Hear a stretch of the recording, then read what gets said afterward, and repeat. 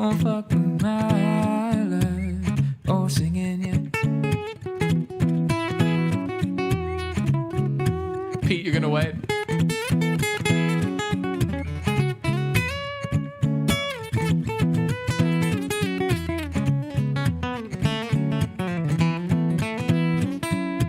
All right. Caleb, what's going on?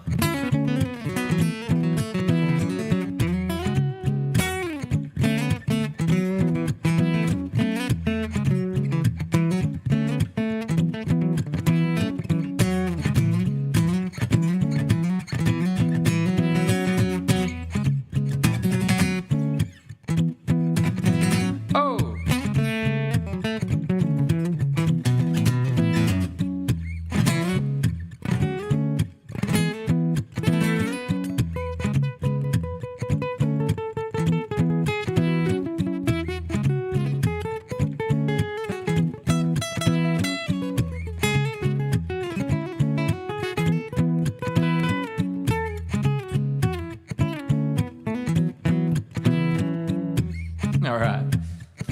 I was just warming up my hands. How's everyone doing this happy Friday? If you guys are new to the stream, my name's Luan, professional musician. Got a free online music school for y'all where you guys can learn how to play music for free if you want to check it out, and you can get coaching from us. It's pretty cool. But yeah, we're gonna just sing some songs for the next hour and have a bit of a shred. And hopefully I'll have timestamps if you're watching this on YouTube in the future. If future you is watching this on YouTube, there should be timestamps. I'll be more organized. You ready? Let's get the beat going.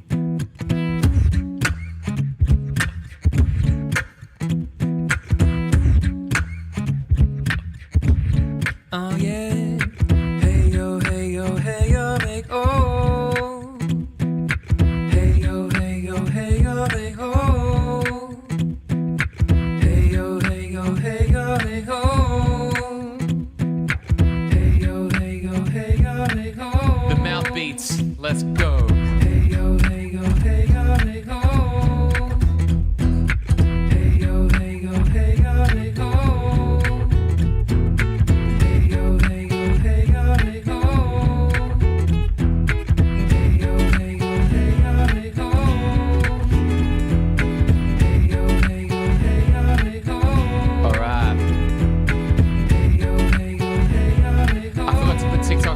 So if you're watching on TikTok, you can now talk. Oscar's in the chat. Oh, there we go. We can now see Oscar. Oscar can now talk to us.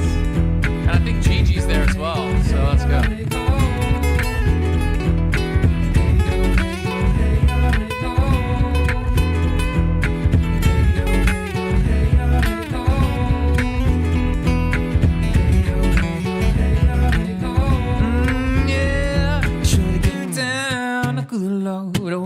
Got 'em open all over town and strictly bitch don't play around and cover much ground. The guy can't buy the pound and getting paid is a forte each and every day. True play away, can't get out of my mind. I think about the girl all the time. East side to the west side, bush fat by, just no surprise. Got tricks in the stash, stacking up the cash fast when it comes to the gas. By no means average, as long as she's got to have it, yeah. Baby, you're a perfect 10, I want to get in. Can I get it down so I can win? I like the way you work it, yeah, no diggity, yeah, I gotta bag it up. Like the way you work it, Oscar, you figured it out, nice. Bag it up, yeah. Like the way you work it, no diggity, I gotta bag it up now, bag it up now. She's got class and style, the street nuts by the pound, oh yeah, she'll never act wild, strictly low-key on the profile, and catch your feelings, sis, I know, let me show you how it goes, curves the word, spins the verb, loves it, curves, oh yeah, what you heard, and rolling through the fatness, yeah, you don't even know what the half is, and you gotta pay to play, just to show the bang bang and look your way, yeah. I like the way you work it. I drop tight all day, every day, yeah. Come on, my mind, 'cause baby, in time, I wanna get you down there in my ride, yeah. I like the way you work it. No diggity, yeah. I gotta bag it up. Like the way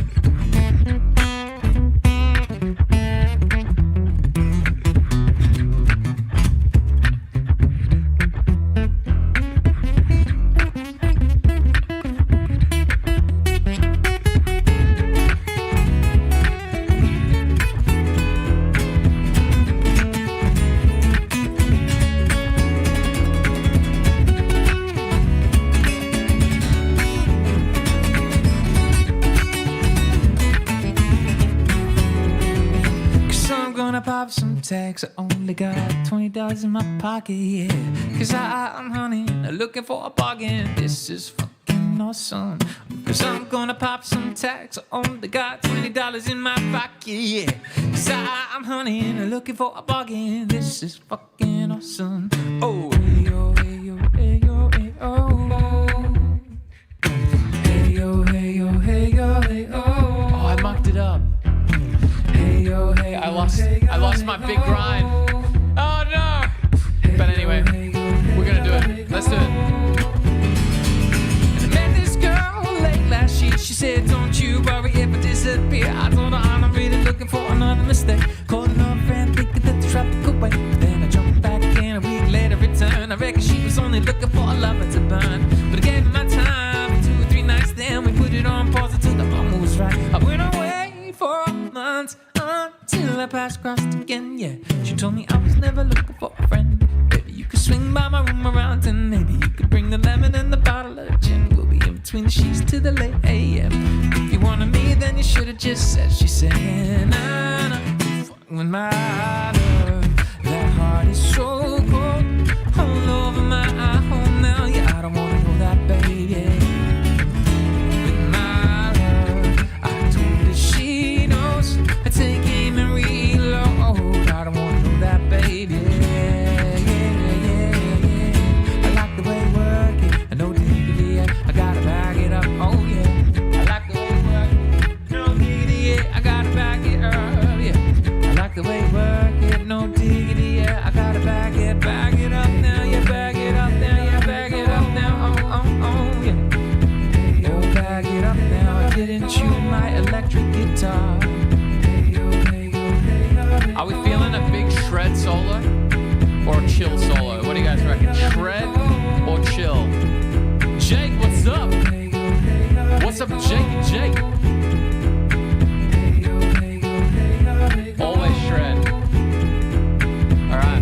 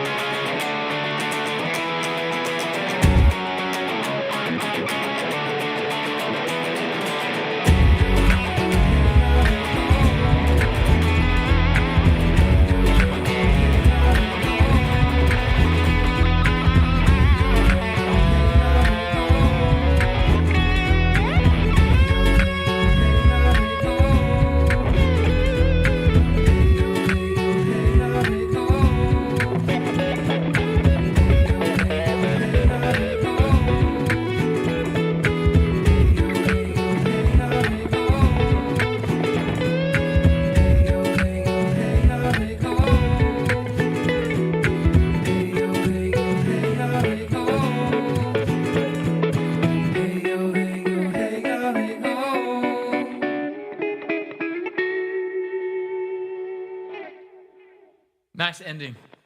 I vibe that. Wes. Wait, do I know this Wes? Is this Wes the Wes of the Newman? The newest of the Wesses? When do I do my first gig for the year? Oh, what's up, Wes? It's so lovely to see you. Can I play This Love again? I mean, I could totally play that for you, Oscar. I needed one more warm-up song before I do that because that's quite challenging on my voice. We already did our first gig, bro. We're doing country. Oh, so basically, I don't do pub gigs at the moment. I haven't done a pub gig since August. So pretty much the transition that I've been trying to make is like only doing weddings and private events. And now we did that transition, and then it's like we didn't even realize we could do ticketed events. And so now that's pretty much what we do. So we do these country nights, and we're about to announce the next one, which will be April 5th, which is going to be Sneaky Beats Big Night Out. And which is going to be like, we're going to do this massive party where we just play all the bangers from country, pop, classics, rock, like everything. So it's pretty good. Jake, which Jake is this? I don't know the last name of your Jake, so I need to know which. There's a few Jakes. So for 5 years. Oh, is this Jake Ciandri? Oh my God, no way. Wait, oh no. Jake Rowley. Oh, what's up, dude? Bro, you must be so much older now. Are you like at the end of high school? Wow, he's like Jake was one of my first students. What's up, dude? How's your bro? How's your mom? Wow, that's so crazy. You're grade 12? That is just so insane. That actually blows my mind. Crazy, dude. I might have to, you're going to graduate and you're going to come to one of my shows now because you'll be old enough finally. Thomas got an apprenticeship? Yes, dude, that's so cool. Oh my God. That's really, really cool, dude. That's wild. Yeah, because when I first moved to Australia, when I moved back to Australia because I lived in Nashville, and then I moved back to Australia and I started teaching. It's so funny. I'm literally about to record a video of like my journey on like how I built my career as a musician. So it's gonna be pretty cool. And for this, it's to help everyone in our community because I run an online music school now. So we've got an online music school. That's pretty cool. Deuce, what's up from Mexico? Hola, how we doing? You know, I'm a big fan of Mexican. Pretty much every single day I eat Mexican. I go to a place called Guzman y Gomez. I'm pretty sure it's Mexican. And I have a burrito bowl. It's like my treat to working hard. We need to do a warm-up song. Should we do another loop pedal song to warm up? What are you guys feeling?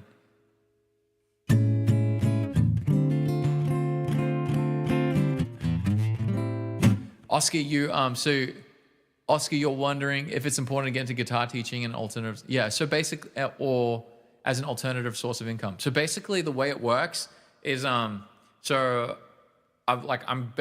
can't tell you what the best thing to do is. I can only tell you what the best thing that worked for me was, and what worked for me has been better than what other people have had to go through. Because I've got a lot of friends that are even like very successful in the space. You would think they're successful, but they still don't get paid that well. So basically, it's at the beginning, you're kind of like, I need to just make money. Because the goal is just be able to do music all day, every day, all day, every day. And so that you're playing music, you're getting better every day. You just need to do that. So you're not doing another job. Unless that is a really high-paying job and it only takes up a small portion of your, like say you only have to work 2 days a week and you're getting $1,000 a week, that's a pretty good job to have because then it can help you buy your equipment and then you can just focus on gigging. The only reason you teach, in my opinion, if the objective is to be an exceptional musician, being a teacher does not make you an exceptional musician. Being a teacher just makes you a teacher. Being a musician makes you a musician. So this is the problem where a lot of people like go into, when it comes to music, they're always like, oh, they start becoming teachers, and then all they're doing is teaching basic stuff, and they're not pushing themselves as a musician, and then in turn they don't actually get very good at music. They kind of like plateau really, really fast because they're trying to make a living. So ideally you want to teach and you want to gig, and then you want to get really good at playing shows, so then you never have to teach. And then once you're good at playing shows, then you want to scale the shows to being into higher paid shows. And then from there, you have to make a choice on how you want to go. Because if you succeed, technically, if you succeed in music, in a basic career, which is what I did, you're working all afternoons to the evening, and you're working every weekend. So that means is you don't really have a traditional social life. So musicians tend to hang out with musicians, and they don't really hang out with other normal people. And so when you have kids, that's quite challenging. So you're trying to find a balance between like family and that. And so for me, I was like, okay, well, the next step is like, well, you need to have a scaling income. So like that's where going into ticketed shows where you can get heaps for one show if you crush it. And then also building an online brand. So, but that takes like an insane amount of work, and you don't get paid for like 2 or 3 years. So, which is not something I recommend for everyone, because like I've been doing it and it's been a really hard journey. So you might have innate skills in content creation, but I don't. I had to like figure it out. So the whole figuring out journey was the challenge. But you could get very easily to like $100,000 a year very comfortably. Keep talking on that topic. Yeah, so like to get to $100,000 a year is not hard. It takes about like, I mean, for you guys, it probably won't take you that long. For me, it took like 3 years. I think it took me 3 years to get to the point, but I had to learn lots of lessons the hard way. Like I had to go there, learn. There's a lot of business lessons I didn't know where I can just like show you guys, hey, don't do this, do this. This is like, even just ask Brad. Brad jumped in on like one call with me before he did his first gig. And like, he basically in 1 hour, he was able to like shave off like a good 2 years of me fucking up. It was glorious. So then so basically Brad just jumped into the gigging scene with all of his skill as a performer, and then he straight away was able to crush it. And so like he started doing the more advanced things way earlier, rather than making all the basic dumb mistakes that musicians make when they first start gigging. And he's crushing it. And he nearly made another mistake. He nearly did, where he was like second guessing because he's a bit sick. He was like, I might not go and play this show because I'm a bit sick. And I was like, no, you have to play that show, because you have to get onto a stage and know what it feels like to be fucking garbage sick and still crush it. And especially because it's St. Pat's Day, right? You're going to do so well. Don't even worry, man. Just like, so I just have like a Panadol or whatever, a paracetamol to like suppress my cold and flu symptoms. Take that right before my set, and then I just go hard. You can double it up with Nurofen if you want, like ibuprofen. So you could go like paracetamol, ibuprofen, and then you just take like some form of like nasal decongestant, and you're good, and you will crush the gig.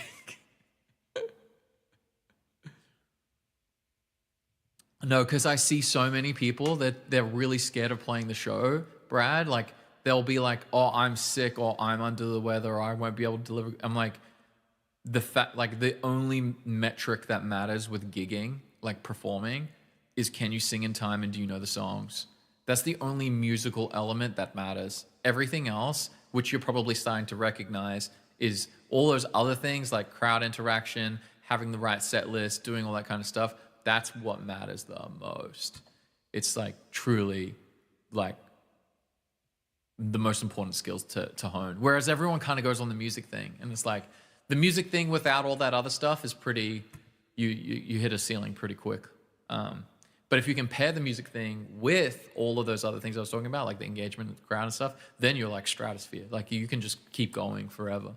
You can just do some pretty crazy damage.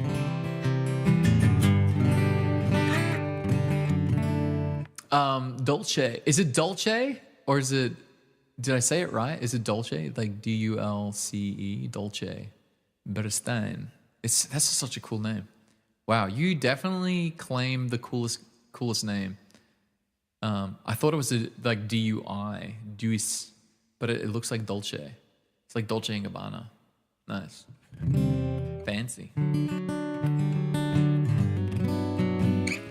But yeah.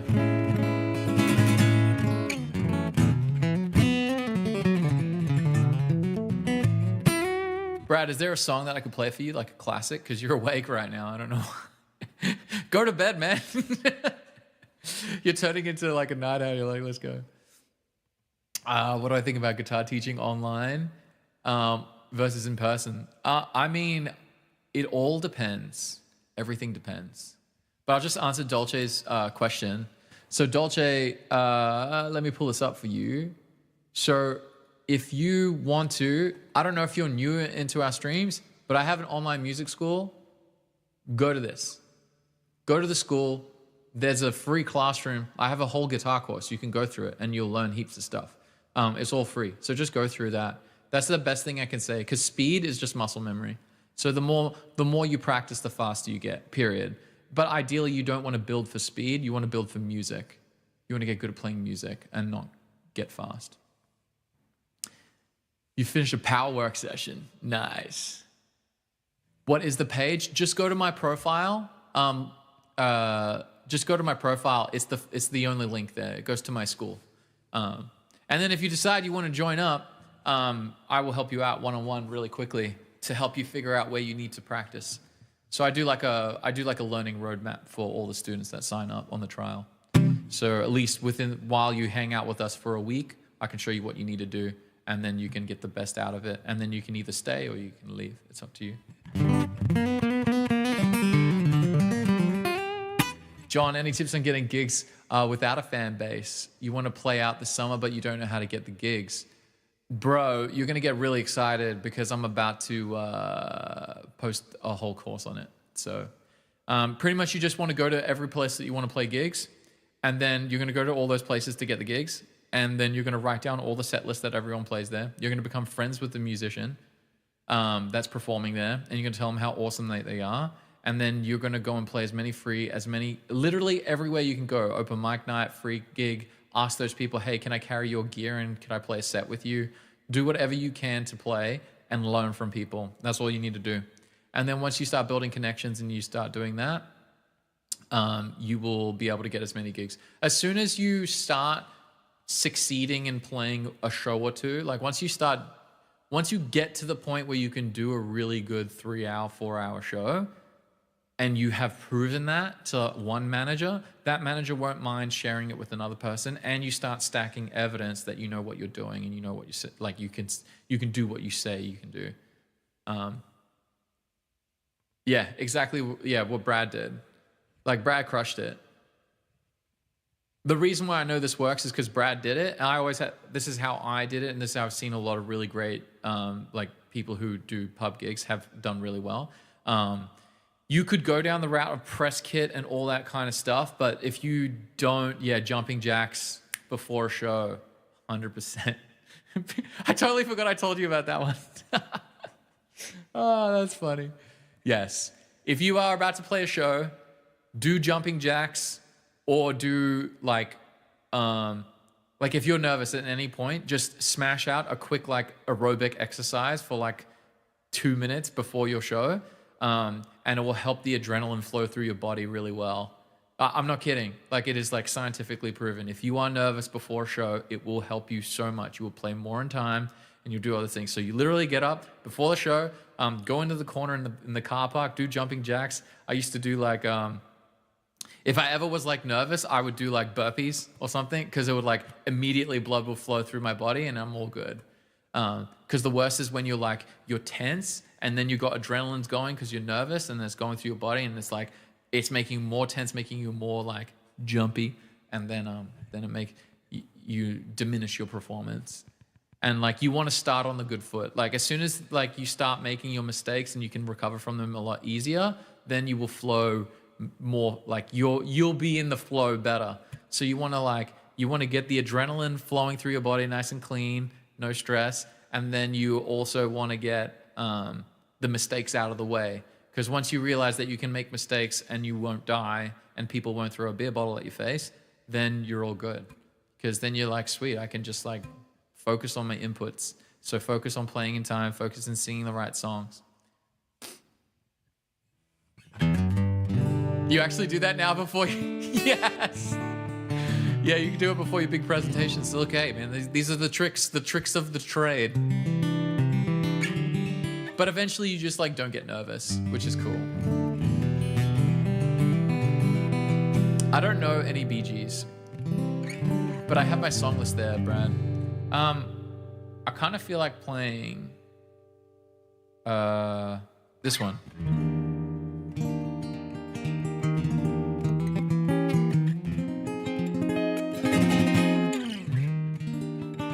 You want Neon? Okay, so what we'll do is I'm gonna play this one, Valerie, and then we will do This Love by Maroon 5, and then we can do Neon. Because I need to do some Neon practice anyway. Oh.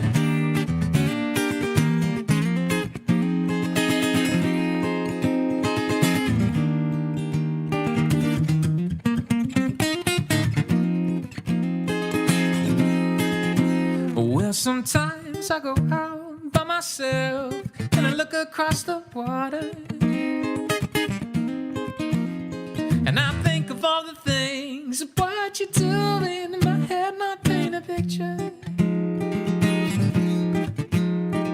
Since I come home, my body's been a mess, and I miss your ginger hair, the way you like to dress. Why don't you come on over? Stop making a fool out of me. Why don't you come on over, Valerie? Valerie, Valerie,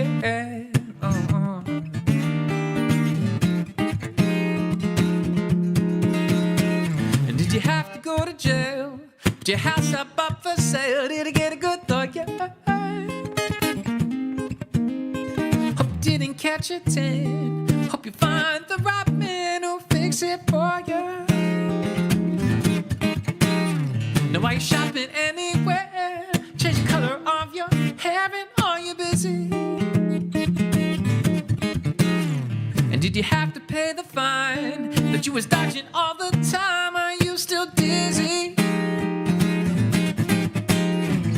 Since I come home, my body's been a mess, and I miss your ginger hair, the way you like to dress. Why don't you come on over? Stop making a fool out of me. Why don't you come on over, Valerie? Valerie, yeah. Oh, Valerie, yeah. Na na na na na na na.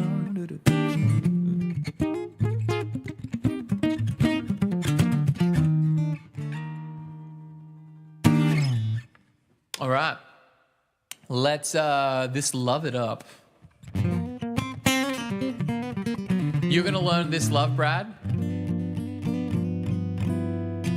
I'm Australian. Bee Gees should be mad. Honestly, no one in Australia ever requests a Bee Gees song. I've never had someone request a Bee Gees song. Are Bee Gees Australian? I didn't even know that. I thought they were American. So, yeah.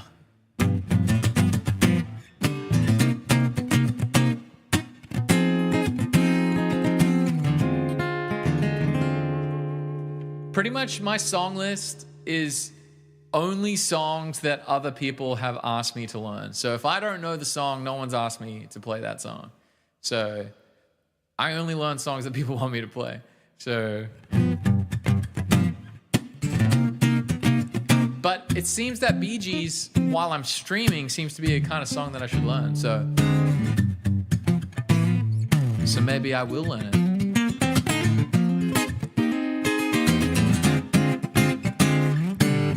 I was so high, I did not recognize the fire burning in her eyes, chaos that controlled my mind. Whispered goodbye, she got on a plane, never to return again, but always in my heart. Oh, this love has taken its toll on me, 'cause she said goodbye too many times before. In front of me, and I have no choice, 'cause I won't say goodbye anymore.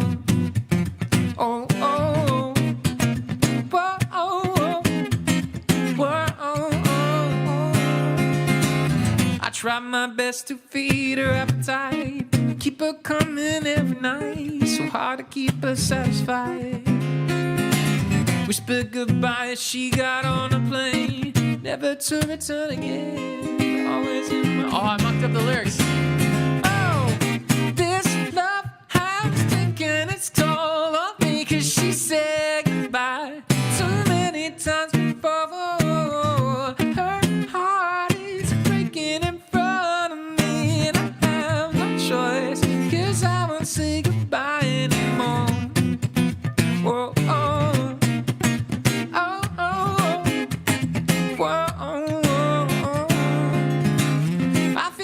Broken things, repair your broken wings, make sure everything's alright.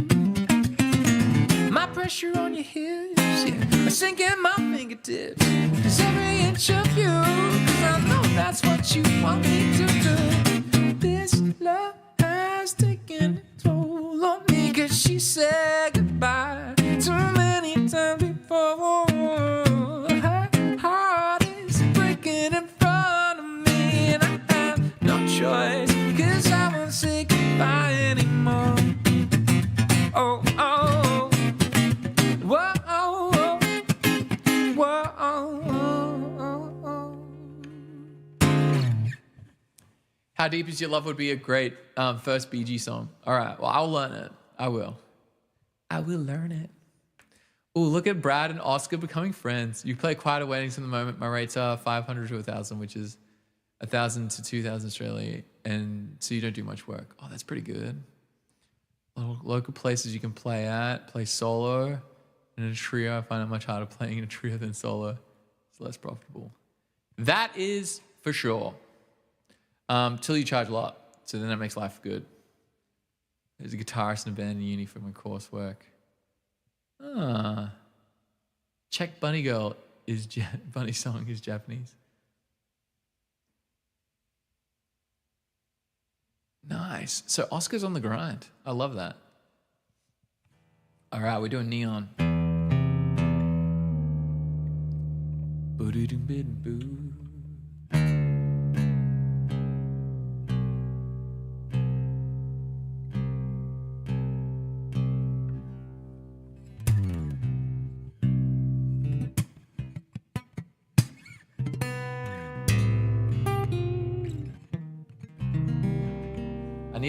I need to double check I've got the...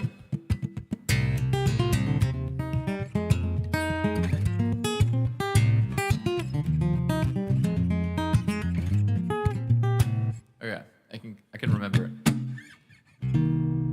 All right, let's do this. Let's do our Neon practice. Good evening.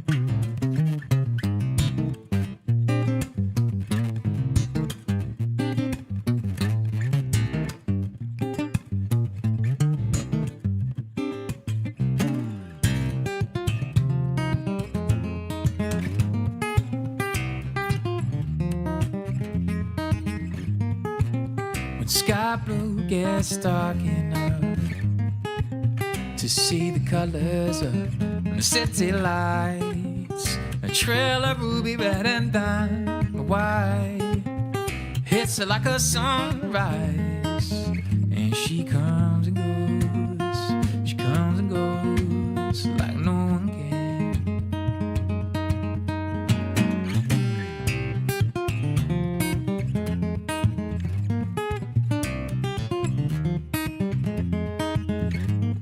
Tonight she's out to lose herself. G-Man, what up? Find a high on Peachtree Street.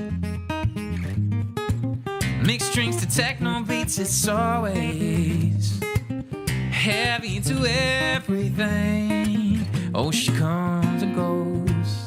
She comes and goes like no one can. She comes and goes and no one knows. She's slipping through my hands. She's always buzzing just like neon, neon, neon, neon. Who knows how long, yeah, how long and how long she can go before she burns away, away. Yeah, I've learned how to do the crap ball now, G-Man. The dream! Well, I can be her angel now. You know, it's not my place to hold her down. And it's hard for me to take a stand when I would take her anyway I can. Oh, she comes, she goes like no one can, no one can. She comes and she goes. She's slipping through my hands. She's always buzzing just like neon, neon, neon, neon. Who knows how long, yeah, how long and how long she can go before she burns away. She burns away. Oh, she burns out.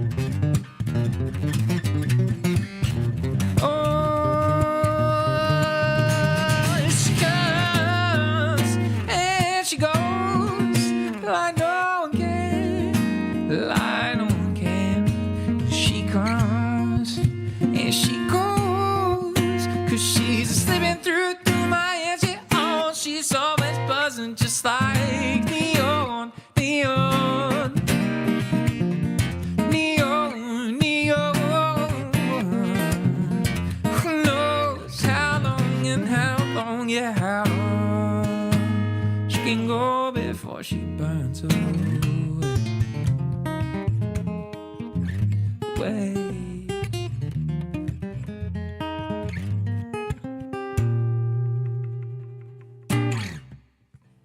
Yes. We're getting there. Patty, what's up?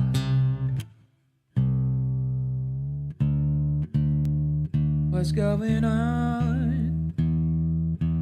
G-Man, I haven't seen you in a while. How you been? You been staying out of trouble? By the way, we announced something really, really cool today. I asked the people in the mental community what they thought. And they were like, yes, this is a good idea. But if you're in the main music school and you're one of the top contributors each month, you can win 1 month of free access to the mental community. What? It's gonna be so cool.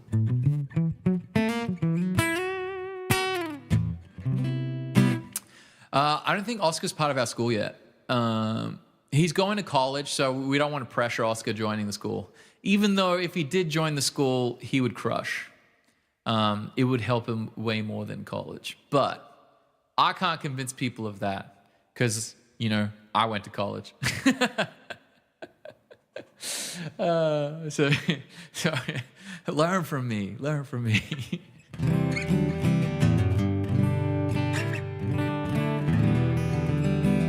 But I'll finish the gigging course and then it'll be sweet. There's too much free value that I'm giving. You know, people don't want to join. College is interesting. College is kind of like it's good if you're building connections that are actually useful. So that's where Berkeley was nice. But outside of that, all the education is very accessible. So if you're going to learn music and going to college to learn music, it's pretty crap. And the only other thing that I could say is kind of the only other thing I could say about college that is kind of good is that it does give you some form of accountability, but the accountability is usually towards the classes, which is kind of like a bit of a struggle. Yeah. So it's like, there's a lot of subjects that you do at college that are like straight up just wasting your time. You're like, I'm never going to need this in my lifetime. Like, why do I need to know this? When instead you'd be better served learning songs.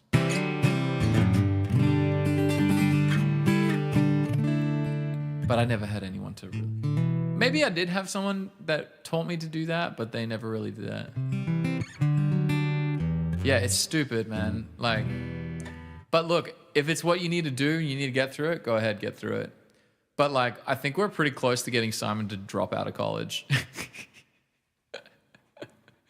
Simon is like so close. Because I said to Simon, I was like, all right, look, let's just write out all your goals. Like, what are the things that you want to achieve in music? And then we went through everything, his whole list. And I was like, okay, cool. So college doesn't serve any of those. So you're like literally wasting your time. You're like literally walking in and you're burning time. Yeah, just drop out and go to France. I know, Simon is a train, but we'll get him there. Like, he's gonna crush it. You got 90% of your composition exam? Nice, dude. Yeah. When I say this, I was very exceptional at college. So I had a scholarship to Berkeley, and I kept up a 3.8. I ended at a 3.84 GPA. So I was meant to graduate summa cum laude, but I graduated magna cum laude, or whatever that is. Purely because I just didn't want to do an assignment. It honestly came down to that. My professor said, look, if you just do this assignment, I will give you an A. And I was like, I really don't want to. I was like so low mentally that I was like, I was so burnt. Like if there was ever a time that I was completely burnt out, it was then. And I was like, I just don't care. Look, it doesn't even matter. Fuck it. So my GPA dropped from above a 3.85 to a 3.84. I was like, sad days. Which in hindsight, I should have just wrote that song. But it is what it is. Because I couldn't be perfect, right? Imagine if I was perfect. Then people would be like, I can't even relate to this guy.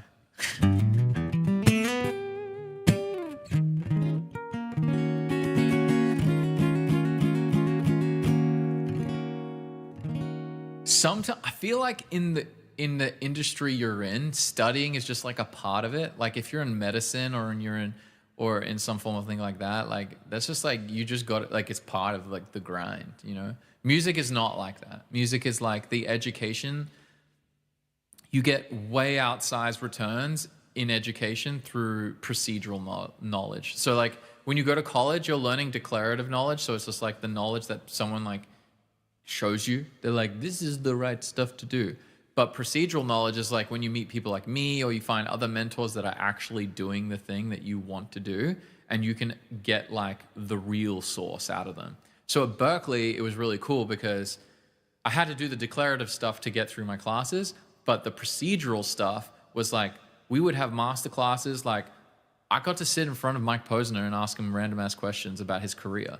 I got to learn like directly from someone who had a #1 Billboard hit and then who like lost his whole career. And then he was also hitting like #1s. He wrote like freaking Boyfriend for Justin Bieber. He wrote Sugar for Maroon 5. Like you get to ask that person those questions and you get to ask them about their shit.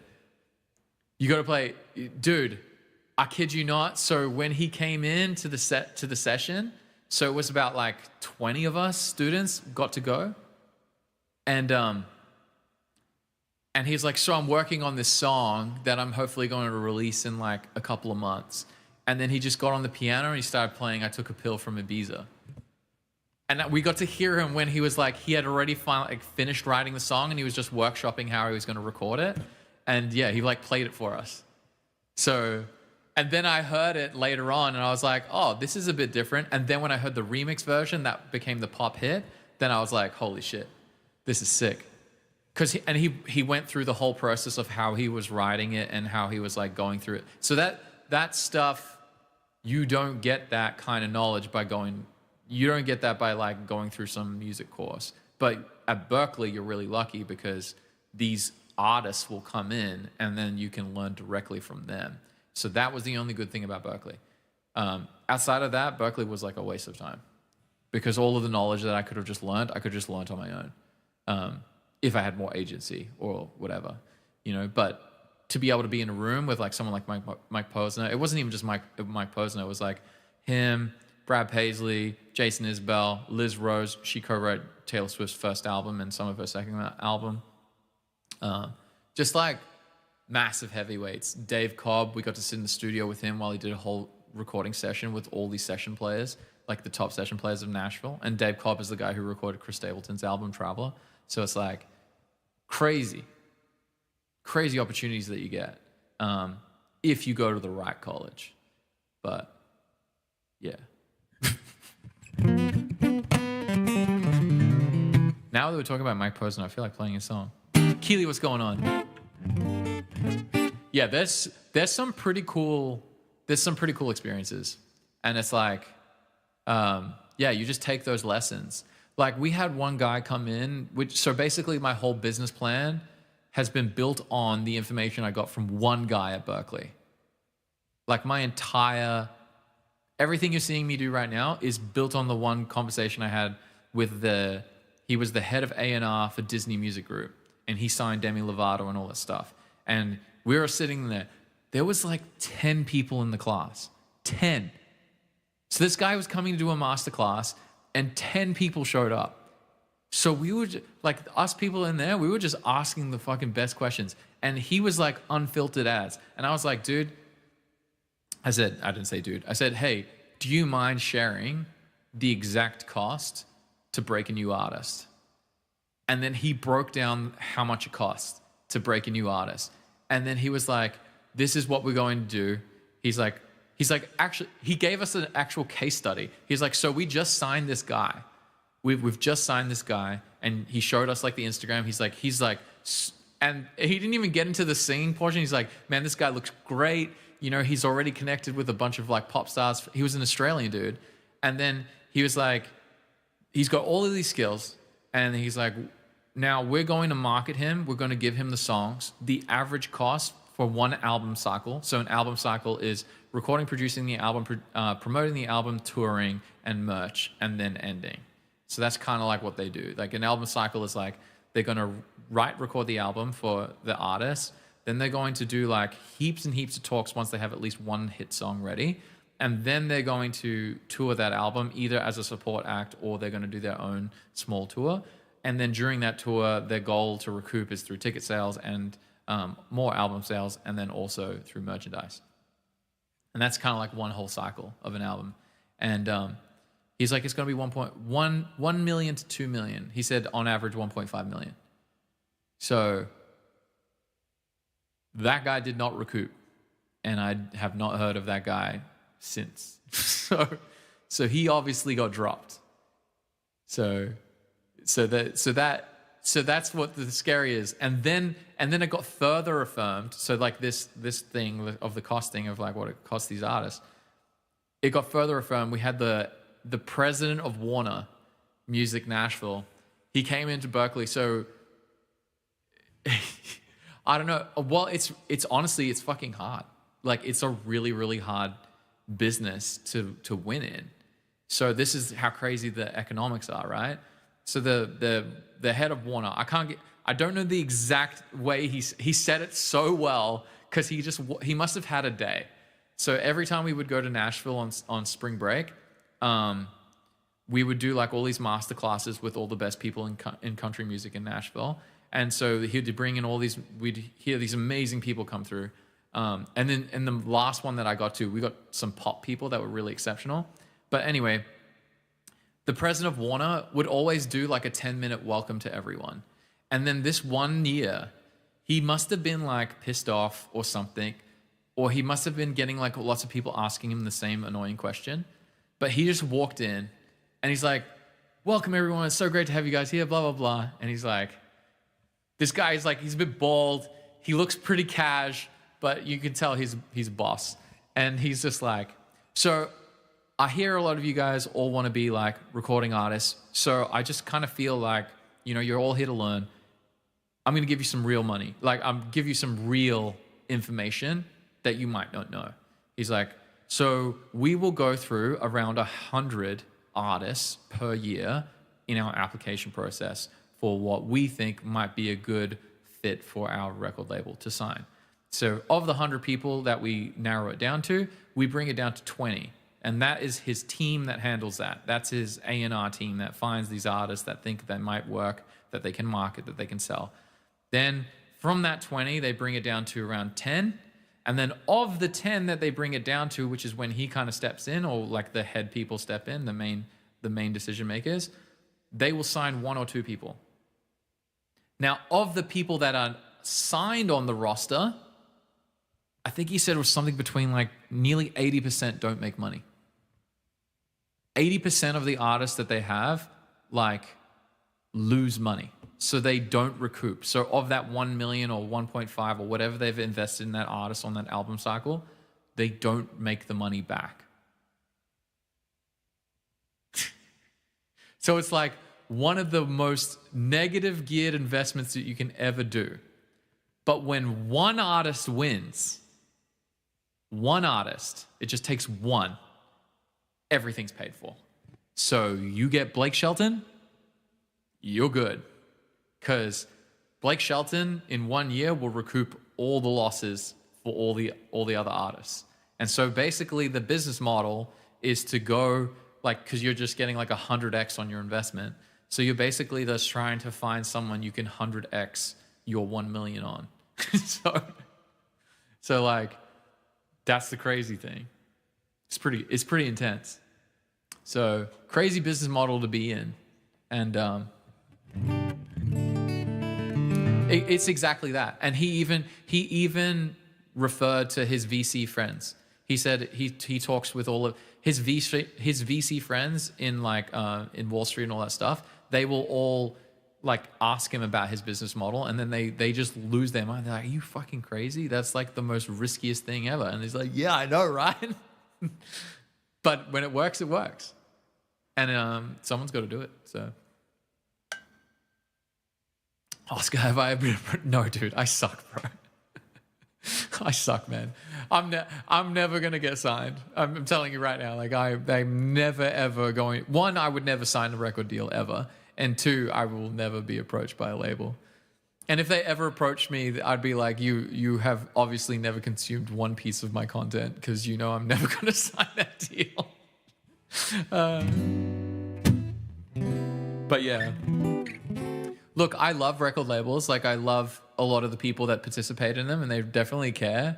But the infrastructure and the whole, like, you just don't need them. Like, you really don't. Why wouldn't you if offered? Basically, they own your ass. They own everything that you'll ever do, and they are completely not interested in your success.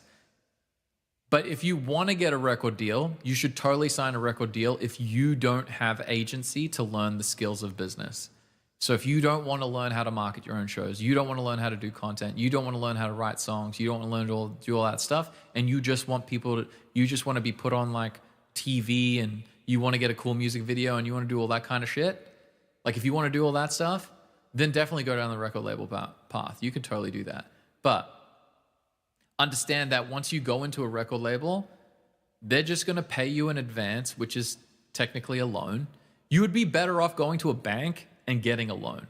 But the only thing, the advantage of a record label is they have their staff connections. Like, so they have their connections towards the best writers that they reckon would fit for you. Technically, you don't know if that's correct, because they're just guessing. They're guessing on what would work for you.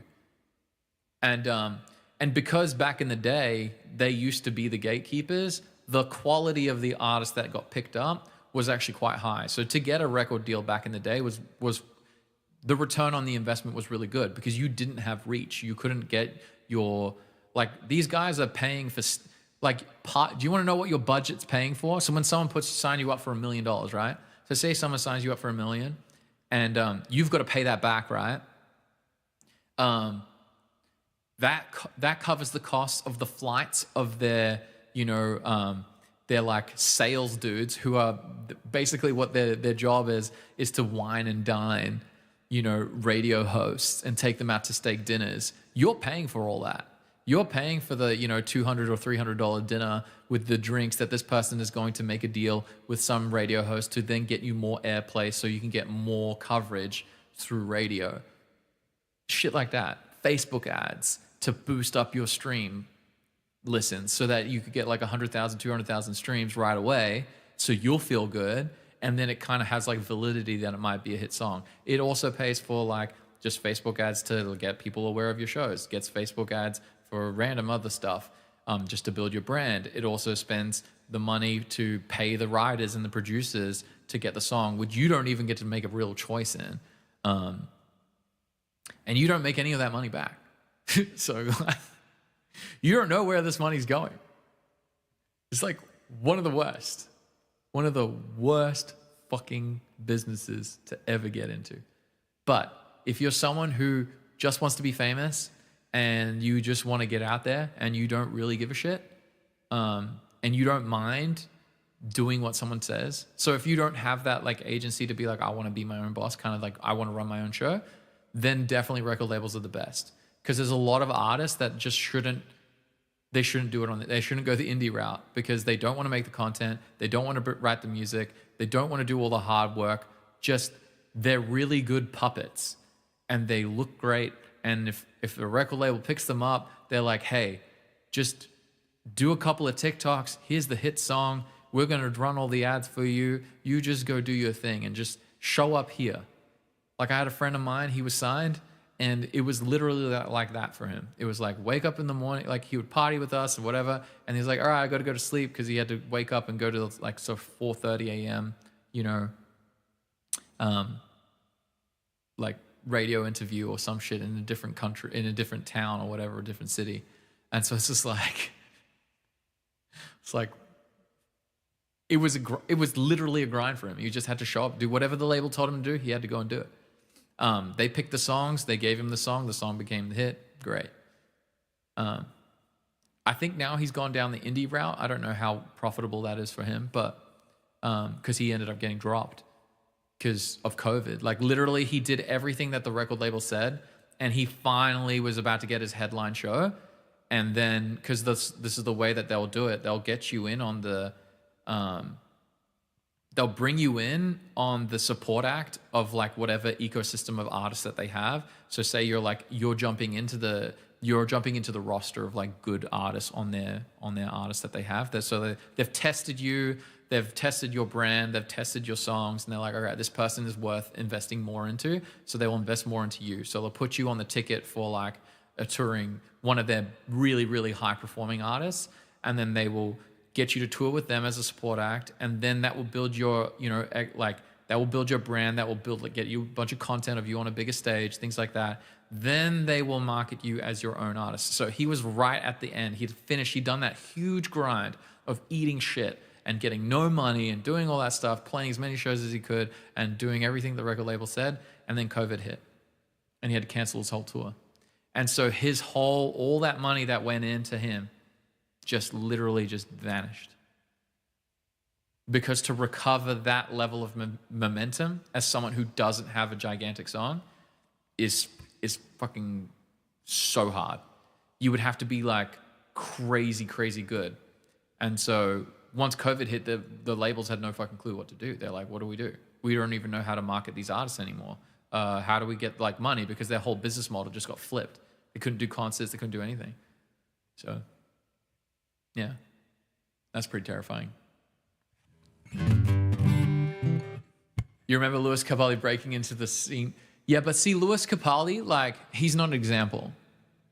Because Oscar, if you're like, if you were using him as an example, then he was insane. He had already like crushed it. So he's basically a record label or a management label's like wet dream. Is like this one guy who has done all the work, and he is so good at the performing, and he is so good at the writing. He is a machine. They're like, well, we just need to like that's like a no brainer. But basically all they're doing is like amplifying the fuck out of him. So they basically like, well, this is easy. We just literally sell you. And we put you on every single screen. We put you all over Facebook. We just like demolish social feeds with your face. And then as soon as they did that, the byproduct of that, so we call them like, second, third order consequences of like writing a great song and doing all that stuff and then being like immediately just scaling like crazy so quickly is all of the mental game that you have to figure out, you haven't figured out. Because if you think about it, like Lewis, like these guys don't change. The perception of everyone else around them is what changes. They don't actually change. They're just like, I'm just doing what I was doing like literally 6 months ago. I'm just being told that I have to be on this radio and I'm being told I'm amazing. I'm being told this. And it's like, bro, I've been singing the same song for like 3 years. And 3 years ago, people didn't think it was amazing. But for some reason right now, they all think it's amazing, So that's a really scary place. I don't know. I love this stuff. Sorry, I was meant to be playing. I should be playing music, but this stuff like makes me nerd out. Is Keely still in the chat? Australian Idol is like the #1 career suicide. Straight up. Any talent show is career suicide. I truly am. I will stand and die on that sword. If you go on any of those talent shows, you are completely and utterly setting yourself up for failure. The microcosm chance that you win through going through one of those platforms, not the fact of winning the show, I mean like you win in music after that, is so like minuscule. And you have to completely rebrand. So the second that you go on a platform like that, you are now someone who was on that platform and your brand is completely tied to that.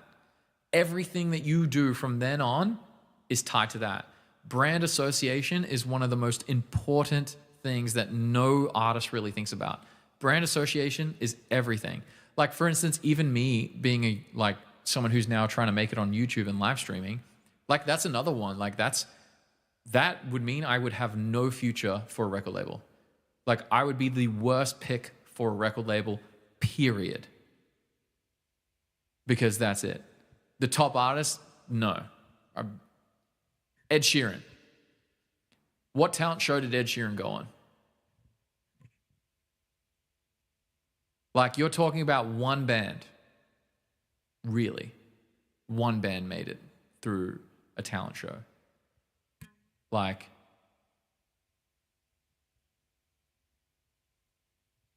Ed Sheeran was on a X Factor or something like that. I don't believe it. I mean, maybe he tried, but Ed Sheeran got there because he fucking monstrously grinded. He played like 400 shows a year. He was beast. Jessica Melba, but I mean, what are these guys? Like, are they successful? Really? Like, I mean, they might be kind of good, but like, is that truly success? I don't know. The only one I can think of is, I don't even know who that is, Oscar. Look, I'm not going to deny that you could go on these talent shows and you will get fame. But the back end of it, like what's happening on the back end of everything, you're not getting any of it. Like, Brianna Hall. Okay. Maybe. I'm pretty sure Ed Sheeran made it because he became friends with Jamie Foxx and he crushed it. No, there was lots. I mean, Ed Sheeran was just like a monster. But a talent show like made Ed Sheeran. A talent show did not make Ed Sheeran. That's all I'm trying to say. When I say you go on, like when a talent show makes an artist, I'm talking like, One Direction. So these people will go on these talent shows and it's really, really great. If we're going to look at the 0.001%, we can always like For every talent show winner in the 0.001%, there's going to be a like 10x version of people who just did it on their own. So it's like, so if we're going to compare, apples to oranges, Morgan Wallen, he's an exception where I'd be like, he crushed it. But these guys that like, you're going to go on the Voice, or you're going to go on any of these talent shows. As soon as you go onto these talent shows, you are pegged with that.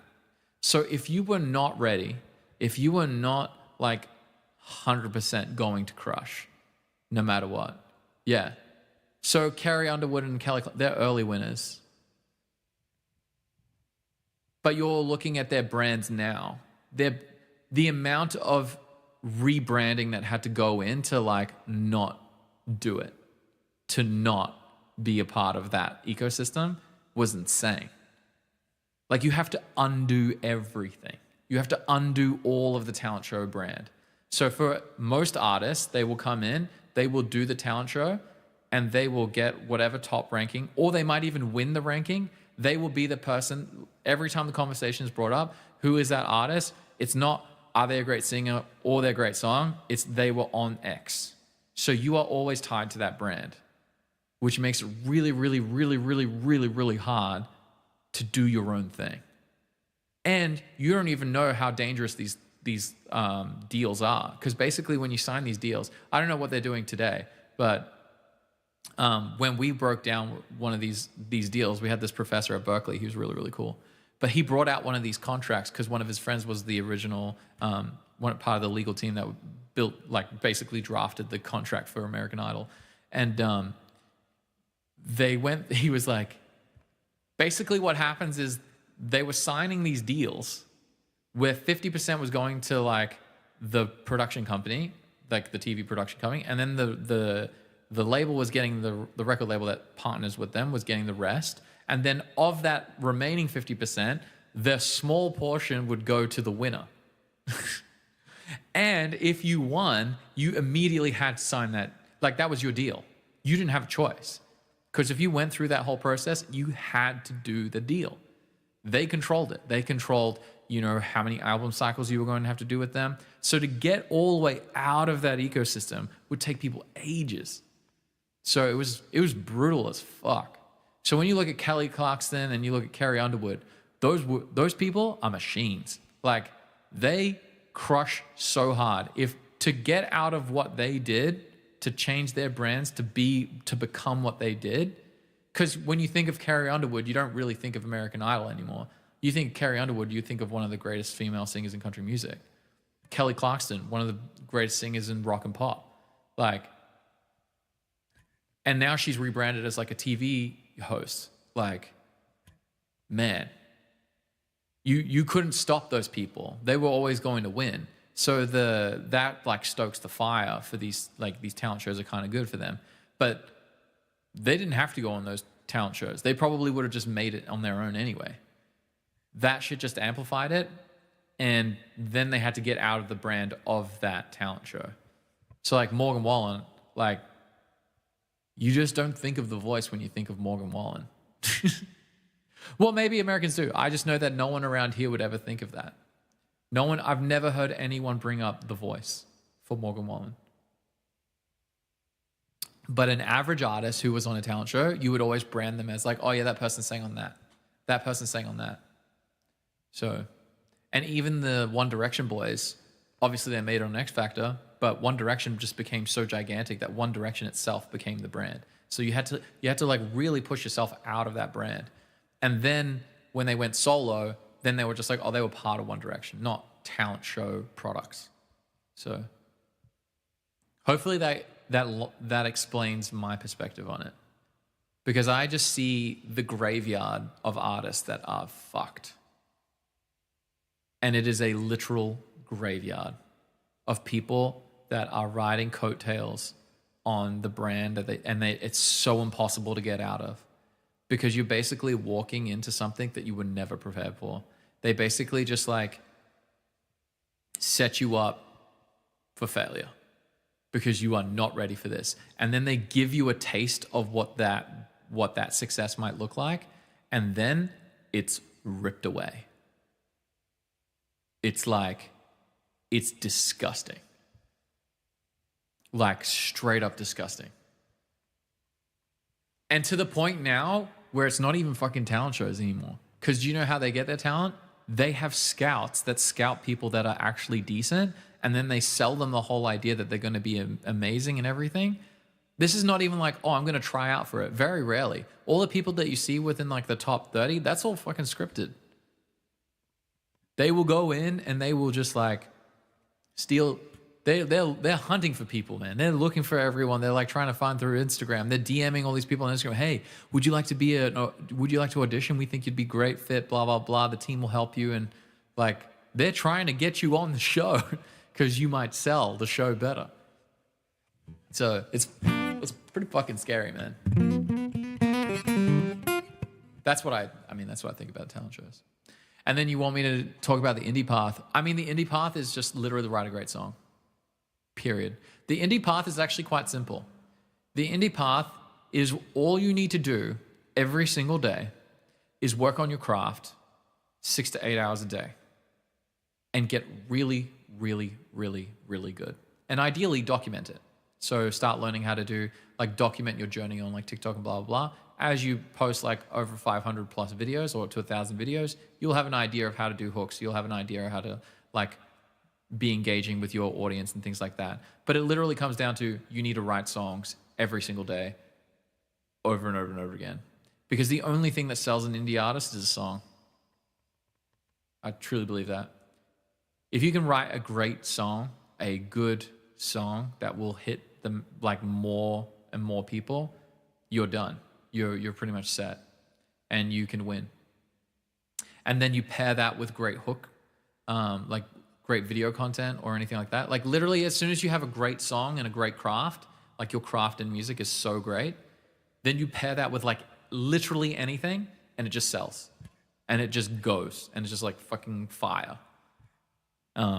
Once you break that mold. So that's pretty much the indie path. It's quite simple. It's just become exceptional and then market the fuck out of it. A great song is a song that connects to as many people as possible, is my definition. Like, you could write a technically good song, so catchy. I mean, a song can be sophisticated, but it connects to a lot of people. And a lot of times when people say catchy is actually sophisticated. If you listen to Espresso, that's a pretty hard song to write. That would be an incredibly hard song to write. WAP, that's a really hard song. So, Pink Pony Club, that's a really great song. So these songs, they're not easy. They're not just like casually written. They're written by people who have written many, many songs, and then they wrote that song, and they really crushed those songs. So remove sophisticated from your vote. Remove sophisticated from your vocabulary, because yeah.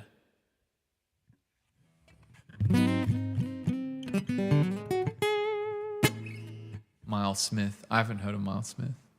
She's really basic, but it's catchy commercially. Yeah. I mean, that is the trick, hey? Like, you got to figure out you, Oscar. Figure out what you want.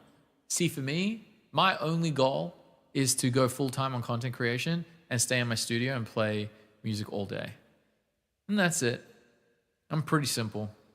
I just need to do that, and then I'm just gonna write songs every day, and then eventually I'll write a hit song, because I'll write like 1,000 songs, and eventually one of them should be good. So that's pretty much all I want to do. I don't give a shit about anything else. Like, whether I play in front of a stage of like 10 people or 100 people or 1,000 people, I don't really care. And if there's a record label, I truly don't care. Like, I will literally just be like, I have no interest in it. So, because I know what the price of those things look like. I mean, I haven't signed a deal, so I don't know exactly what it feels like to be like that. But I have a very good understanding based on, watching what my friends have done, watching what very successful people have told me. So like buying the experience of people who have gone and done the thing that you might be interested in, that's the dream. And so that's what I was able to do. I was able to see what were the pitfalls. Where do people like completely fucking hate their lives? Like there's been artists that have like given everything for their record label, and then they're breaking down in front of us because they fucked up. They're like, they gave up their shot at having a family. Things like that. Like really crazy things that you're like, oh, so you get the gold records, you get all these hits. And after like 5 to 10 years, it's just a number and it's just a song. And you're lonely because you don't have kids now. So there's like this crazy shit like that you're never really thinking about when you're jumping into this space. So get as much experience from lots of amazing people, and then you get a great understanding, because you can make the system work for you, which is the beauty. Yeah, I mean, I've never really consumed much Mary Spender. She seems pretty cool, and she's got like an awesome YouTube community doing what she likes to do. But yeah, I mean, if that's what she does, she just writes music.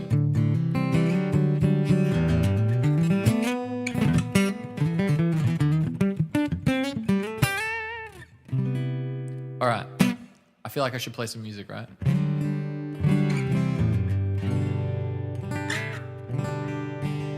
But I have no idea what I should play.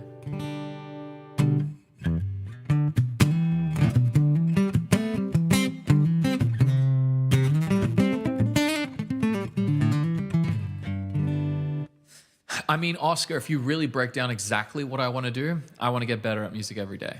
Period. That's it. If you want to know exactly what I want to do, that is purely my mission. Is just get better at music every day. That's it. And at certain points, if your goal and your metric is like, I'm going to get better than I was yesterday every single day, then at some point you will just get better than most people. So that is my pure mission. Like, there's nothing more to it. There's nothing fancy. There's nothing like I need this or that. I'm like, the byproducts of this and that will happen. You know? Last year, I didn't have a coaching program. Now I do. That's a byproduct of me just practicing and getting better and better every day. And then people were like, hey, can we get lessons from you? And I was like, well, I need to figure out a way to give you guys lessons where I'm not teaching full time, because that makes it really hard to practice, right? Because if you're teaching full time, then you can't practice. So it's like, you know, everything has been a byproduct of get really good at music every single day.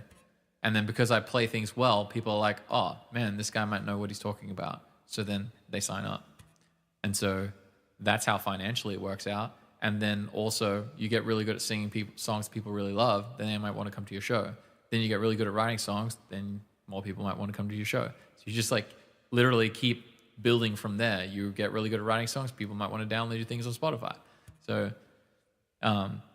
if you keep it really simple and you make the North Star just like get really good, usually the byproducts of it kind of just happen anyway.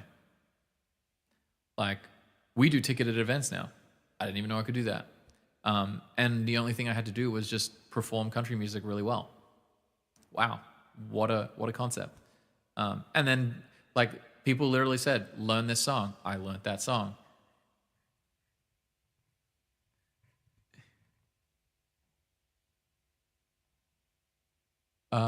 It's amazing to see in Netherlands how amazing, how many great musicians are there in their midlife playing super tiny venues. I know, it's really cool, hey?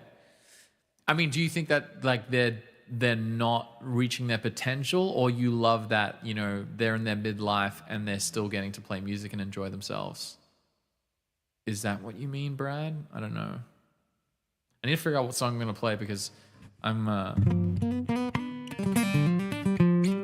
going to play 2 songs and then I have to go, because I'm pretty sure time has literally been flying. Because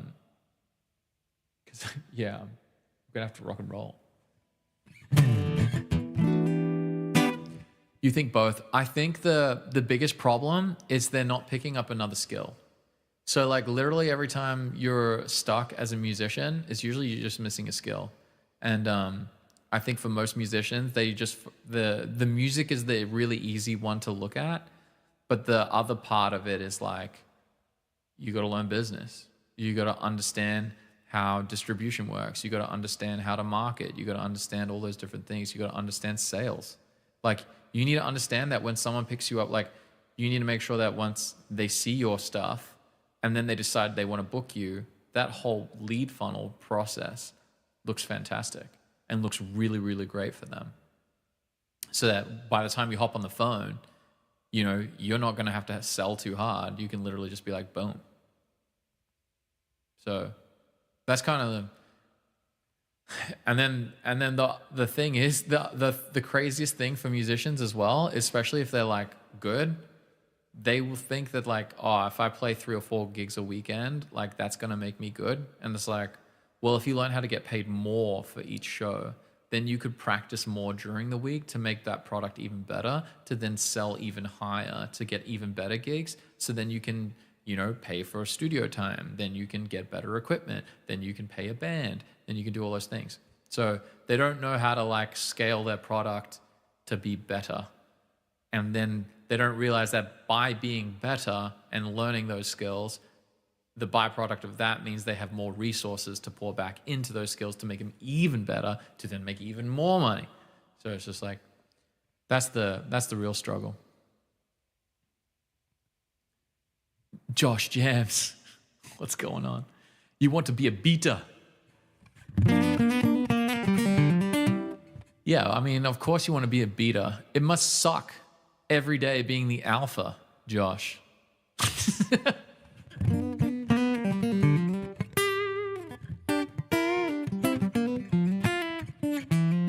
I'm giving all kinds of thoughts, Brad. Yeah, I mean, this is all kind of like nerdy stuff that I think about quite regularly.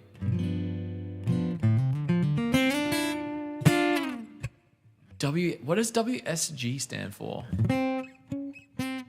What should be going? What? I'm gonna have to Google this. Guitar with Chris. How are you doing, Chris?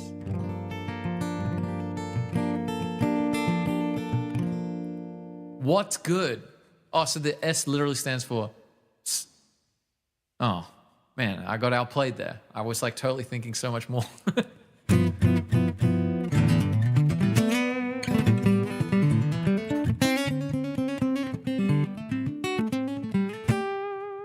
Man, I don't know what I want to play. What does everyone want to hear me play?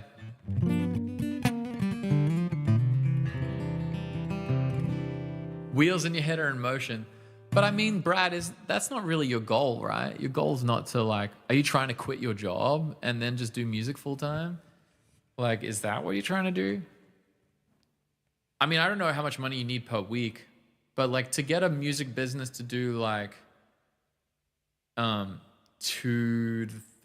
get to like $3+ grand a week is quite a lot of work. Three grand a week is quite a lot of work, and it really does mean like you have to sacrifice your weekends. You have to sacrifice your weekends, and you're working pretty much like 6 days a week. But the byproduct of it is you are playing music. So if you don't mind playing music 6 to 7 days a week, it's all good. Man, we're getting a lot of people in the chat. What's up, Thomas Frankie? We got Chris, and he's how to play any Switchfoot. I don't know any Switchfoot. You want to hear some electric guitar right now? Let's do an electric guitar jam. What's a loop song that I play that I shred on guitar? I'm trying to think of one. That's a really fun one. Because we did You Need Me, I Don't Need You. I went pretty hard on that one. Luke's just cruising here. Should we do Vultures? John Mayer?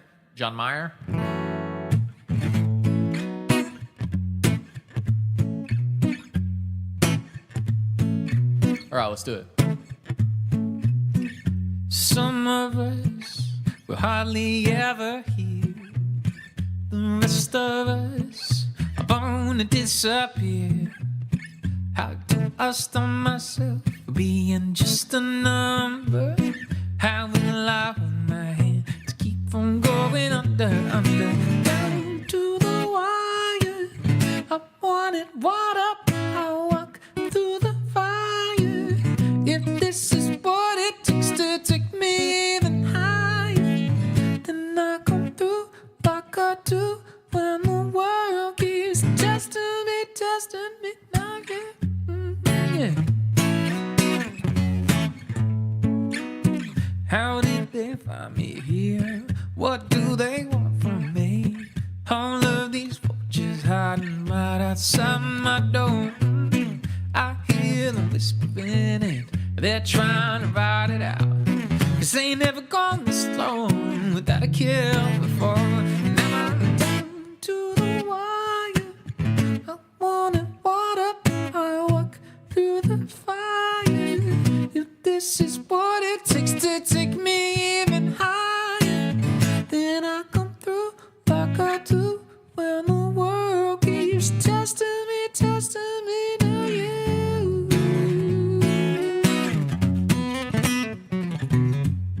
Oh.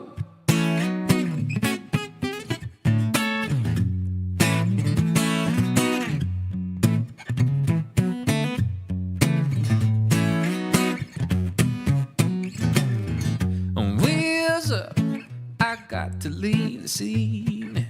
I can't seem to shake these vultures off of my trail. This power is made by pure manipulation. We keep on running to protect our situation. Now I'm down to the wire. I wanted water, I walk through the fire. If this is what it takes to take me even higher, then I'll come through like I do when the world keeps testing me now. Ooh, ooh, ooh.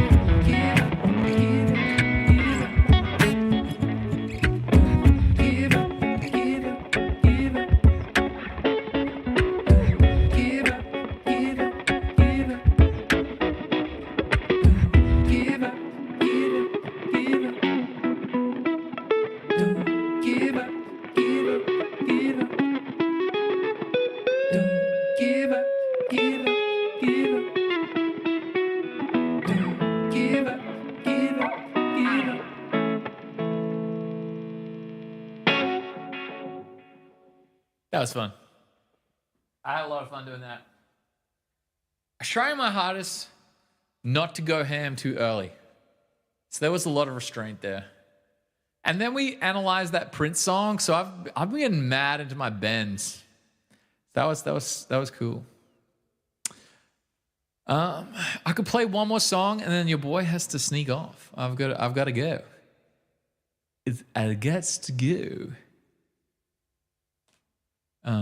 But yeah. Stevie Ray Vaughan. All right.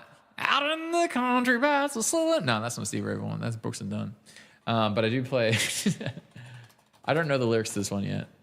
I haven't memorized it. But let's do a Stevie Ray Vaughan song. But hey, everyone who's been in the chat, hey, I really appreciate you guys taking the time and hang. I know we were just talking a lot about music industry stuff, but it's been a lot of fun talking about it. I'll be making a lot of like tutorials and stuff for you guys in the future for that stuff. But if you guys are new here, I have an online music school that's free. You can jump in. All the classroom courses, like everything is free. And then outside of all the lessons, if you do decide you want to join the community, you can get like there's a free trial where you can jump in and I'm going to help you out immediately, crush it in music. So if you guys are ever interested, just check it out. And we're running a competition now. I forgot to do that today. So there's a new competition that we're doing. So the top 3 members at the end of the month get, well, not top 3. So there's 2 people. We're giving away 3 spots in the mentorship community that you can only win once a year. So right now, the top 3 people, so we've got Caleb and Brad who would immediately win, and Decca and until Angeletta, they get to roll. They get to do like a draw for it. And then if you win and you're already part of the practice room, so Caleb and Brad are already part of my mentor program. So basically what they would be able to do is they get to choose anyone in the school who they want to join the program.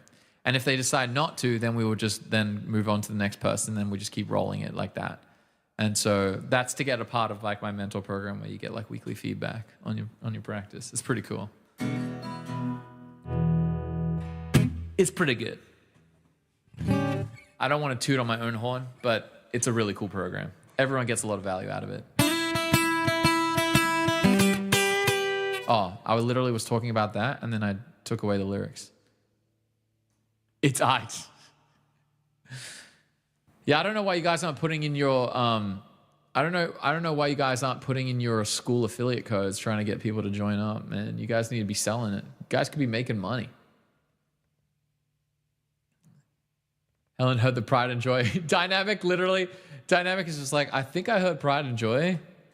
And he's like, I think I need to be here right now and say hi. Yes, we're about to play Pride and Joy. Well, you heard about love and giving sight to the blind. Cal, we are fantastic. Will it show you how to shred like me? Are you talking about the school?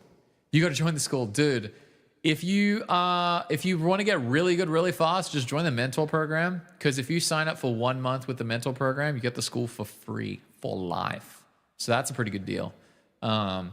But the mentor program, that's the one where like if you want to get good really fast, you just hang out with me every week. We do like a group call, and then I pretty much fix all your problems. So it's pretty good. Cal, I do remember you. I remember your name. I remember your name from before, but I'm trying to remember. It's Cal. It's not Carl, right? Because there's another guy who's Carl. It will up your. Yeah, see, B-Rad knows.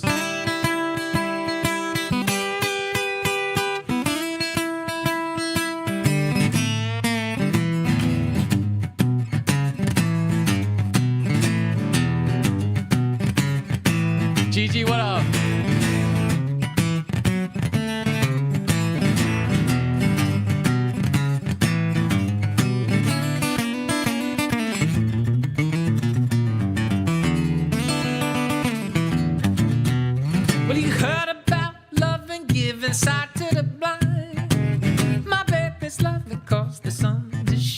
and she's my sweet little thing. She's my pride and joy. She's my sweet little baby. I'm a little lover boy. I love my baby, my heart and soul. A love like ours won't never grow old, and she's my sweet little thing. She's my pride and joy. Well, she's my sweet little baby. I'm a little lover boy. I love my baby, yeah, she's long and lean. You mess with her, you see a man get mean, and she's my sweet little thing. She's my pride and joy. She's my sweet little baby. I'm a little lover boy.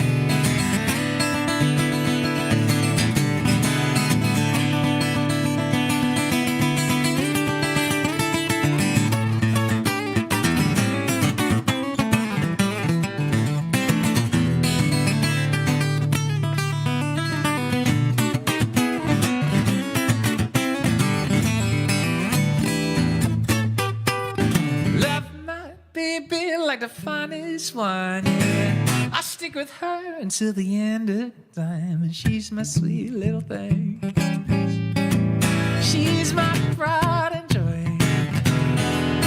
She's my sweet little baby. I'm a little lover boy.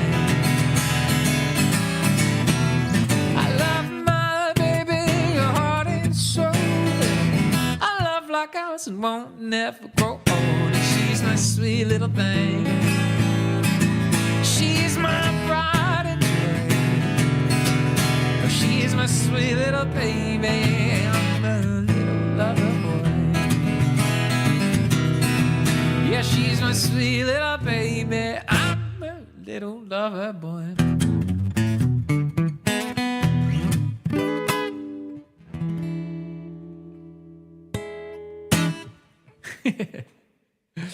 That's pretty funny. I mucked up the solo, but it is what it is. I'm going to get better. I don't know how I get.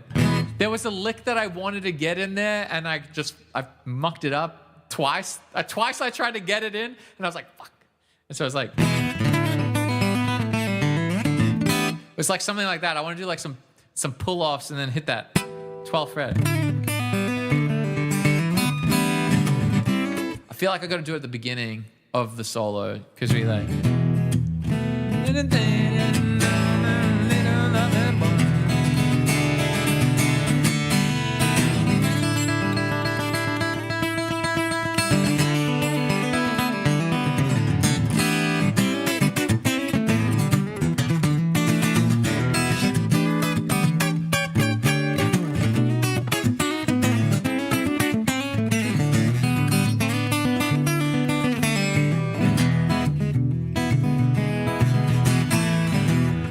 I could do it like that. I reckon that would be a pretty cool way to do that solo. Brad, you're rolling. Well, it's great to see you, B-Rad. You stay safe. Thanks for hanging out and jamming with us. It was good times. Dynamic, that was worth sticking around for. Hell yeah, Dynamic Pancake. But yeah, for any of you guys who are interested in my music school, pretty much it's like all the course content, everything's free. So share it with your friends and give it away. But basically, you're just getting me helping you guys get better. And then you get a community of musicians that all want to learn. So if you're someone who doesn't want to waste their time and who would prefer to have someone who knows things further ahead than them, that's what we're here to do.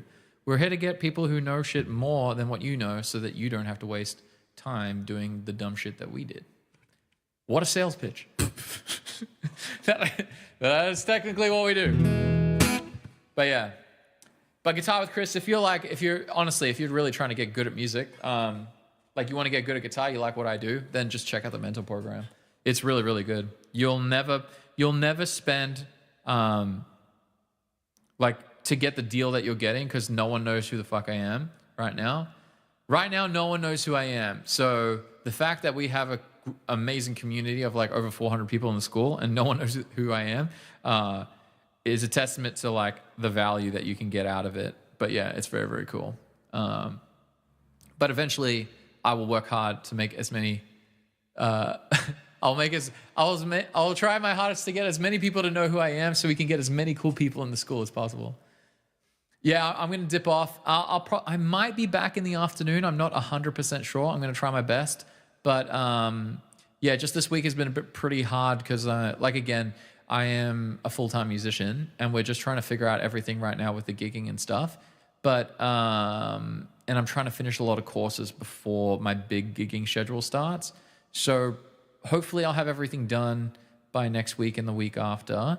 And then all I have to do is, from that point forward, then I don't really have to do much of the course content and I can just hang out with you guys a lot more and then just do my gigs on the weekends. And it'll be a lot cleaner of a setup, but we're going to get there.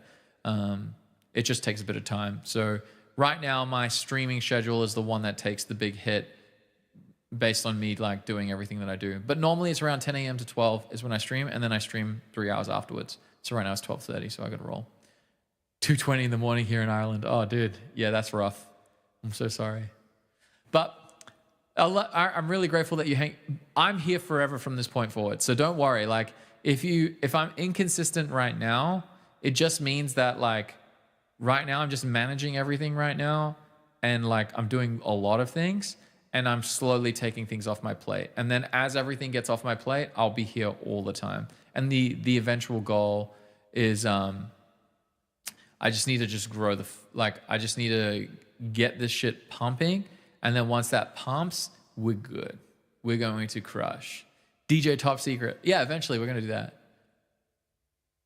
You need well, dude, you've got everything that the courses provide. Just go through the course. They're free, dude. They are free, Chris. I made all the courses free.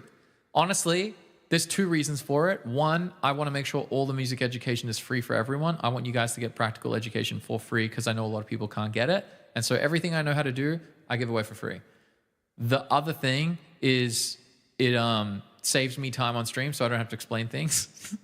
And then actually the third thing that is really, really cool is you most likely won't do it. Let's be real. Most people, when they go to buy courses, I did it. You know, you sign up, you do it for like a week or 2, and then life happens, and then you just try to go back to it. And sometimes those courses, like you can only use it for like 6 weeks, and then you dip out. And so basically the solution to that is I make it free for you forever, so you can just consume it. And then the other thing is that if you want to actually get value out of learning, then you join the school, and that's when I give you feedback and give you like a whole roadmap on how to practice and do what you need to do. So that's the paid portion, but it's very good. Jake, what's up? I'm about to dip out. Jake, hopefully you start posting in the community because the top 10, I pick 3 people out of the top 10 every month now of contributors in the community. 3 people out of the top 10 will get free access to the mentor community for 1 month. It's going to be very cool. Lovely to meet you, Chris, and thanks for hanging out with us. Appreciate your time. And you got up to sing 3 songs with a local cover band tonight? Dude, yes. Let's go. Crushing it, Jake. That's what I want to hear. Oof. Now we're going to get you gigging soon, bro.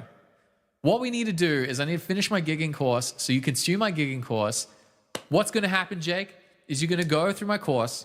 You're going to book like a bunch of shows. You're going to make $600. And then you're going to join my mentor program, and then you're going to make a boatload more money, and then you can quit whatever school shit you had to do, and you can just make a career out of music.